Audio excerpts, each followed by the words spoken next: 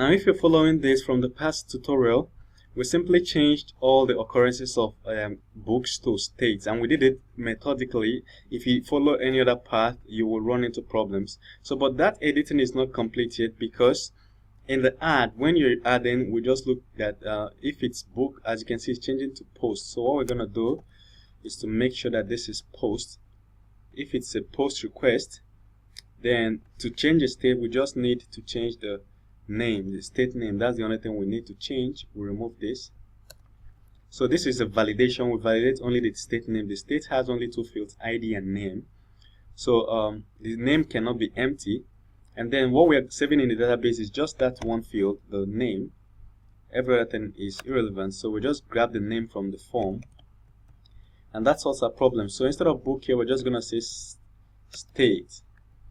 So if you want, you can run it one more time just to say that every occurrence of book at all should be state.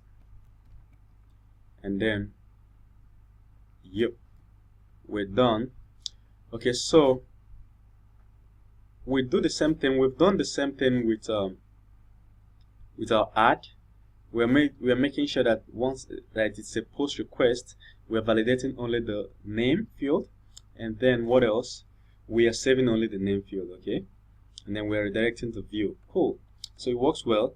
Next thing is the edit function. We're making sure first of all that this person is an admin. If you're not an admin, you get redirected away. Then it has to be a post request. For you to edit, it has to be a post request, and of course, this is what the person has to enter, only a name field, and it can be empty, very much like the add method we saw above. So you can be redirected away. Otherwise, right here, this is supposed to be state in small letter. Okay, so otherwise right here, what you'll have is name. We update the name field only. So, well, first of all, we have to grab it from the field. So we're grabbing the name, state name, and we're updating successfully. And here is supposed to be small letter because this is small letter state, and we're good to go. So finally, we look at the delete function. So we receive an ID of the state to delete, and it's not supposed to be user, it's supposed to be state. So make sure that this is state in yours, and state deleted successfully states, okay?